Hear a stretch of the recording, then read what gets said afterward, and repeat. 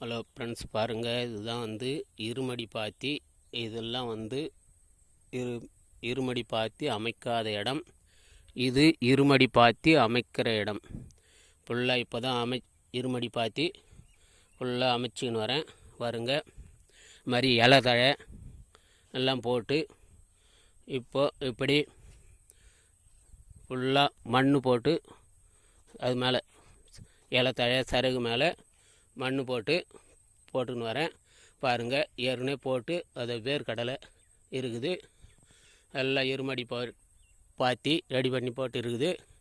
பாருங்கள், இப்போதைக்கு வாழை, மா, பலா, வாழை, தென்னை எல்லாமே இருக்குது. எல்லாமே நாட்டு ரகம்தான்.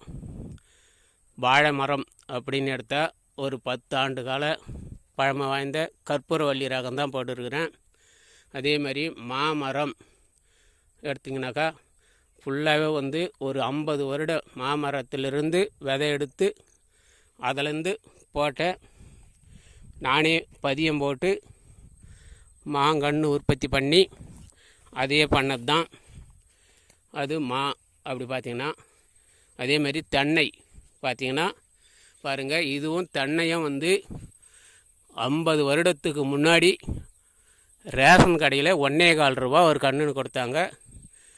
அதில் வந்த இது தான் வந்து இதோ ஒரு மரம். அதுவும் அங்கே தெரியுது பாருங்கள், அங்கே ஒரு மரம். அது மாதிரி வந்து மொத்தமாக ஒரு 10 மரம் உற்பத்தி பண்ணி அதில் போட்டுருக்கிறேன்.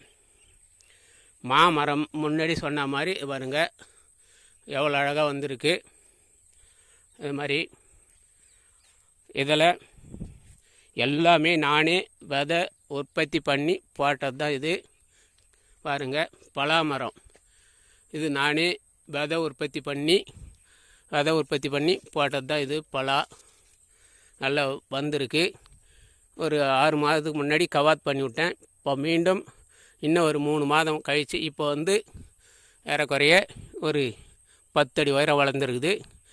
மறுபடியும் இந்த ஒரு மழை காலம் வர்றதுக்குள்ளே மறுபடியும் முனைகள்லாம் கவாத் பண்ணி விட்டோன்னா அது நல்ல ஒரு குரோத் வரும். வாழையும் வந்திருக்கு பாருங்கள்.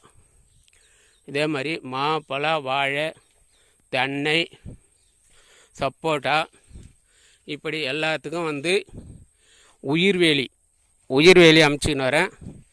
பாருங்கள், இது எல்லாமே உயிர்வேலி தான். அதோ பாருங்கள், அந்த வாரமும் ஃபுல்லாக உயிர்வேலி தான் அப்படி இருக்குது. இதில் அந்த இருமடி பாத்தி தான் ரெடி பண்ணின்னு வரேன். அது பாருங்கள், இதில் இப்போது முடிந்தவரை நாட்டு ரக கத்திரி, வெண்டை, கிழங்கு வகைகள் எல்லாமே நாட்டு ரகம் தான் போடணும்.